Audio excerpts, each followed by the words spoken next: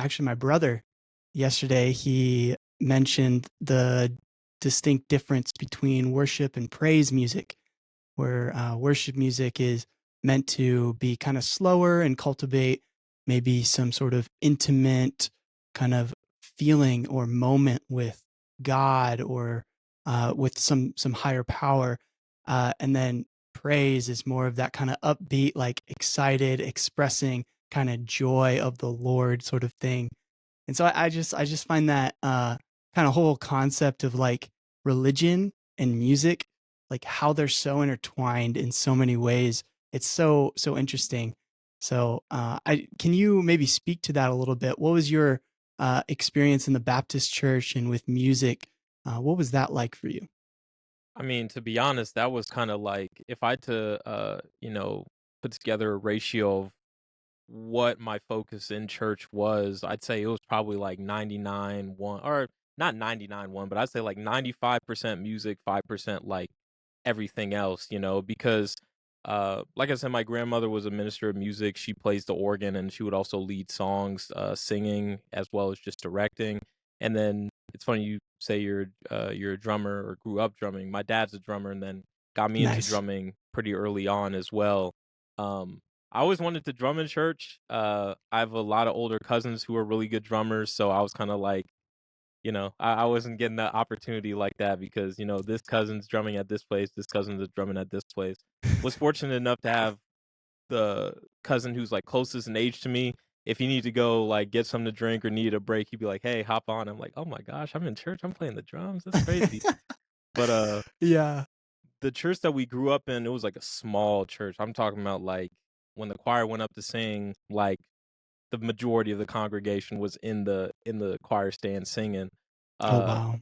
and so my dad, he drummed there because one of his great uncles was like the choir director and then when that great uncle moved on to like something else, they basically asked my dad to start directing the choir, bringing, some type of stability and infrastructure to it. With us being involved in music just growing up, my dad was like, "All right, yeah, logical next step is to have you guys sing in the church choir." So we started having to go to, Thursday night choir rehearsals, singing on Sundays.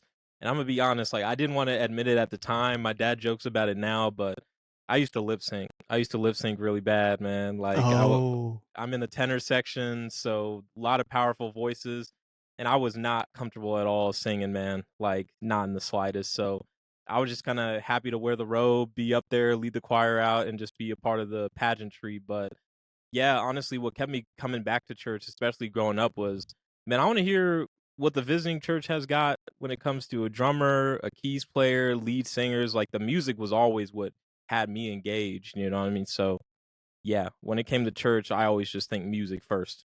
Wow, that's so fascinating. And to think that you were, lip singing, you were kind of fake singing, and now you've made music your, craftsmanship. It's your career now. Where did that shift happen for you? Yeah, I mean, life is funny that way, man. It's really funny. Honestly, I think where it shifted was like I'd always had an interest in writing music. I'd always like, you know, I had buddies of mine growing up, who had basements or garages where they had little setups. So we're, making rock music, writing acoustic songs. But when I got to the end of high school, I was like going into my second semester of my senior year. I had a lot of personal stuff happen. I was pretty much just like, yeah, I don't know if school is what I really want to do. I was kind of burnt out on the whole education thing. And so really out of the blue, a good friend of mine that I was making music with all the time was like, "Hey, there's this studio that is hiring. It's a studio called Stone Tree Studios and you should put an application in." And, it's funny, there was between music and sports, like, I had always, like, kinda excelled in both of those things, but I wasn't really the type of person to put my name in the hat. It was kind of like I've definitely benefited off of having some really great people around me who kinda, like, pushed me to put my name in the hat. I put my name in the hat, and things kinda just work out. So, I applied to the studio, kinda went up there, never showed them any of my own music, but was always kinda just, doing little knick-knack stuff while they were training me in, like, recording. And then there was, one time where that buddy and I would just go to the first period of school so they would get my attendance down, and I would just walk out of the school, basically skip for the rest of the day, and he'd pick me up because he was in like a GED program, so he could choose his hours. He'd pick me up, we'd go back to his house, right, and there was one time where like an R&B beat came on, and neither of us sang. He was more of a rapper, and I was at the time as well.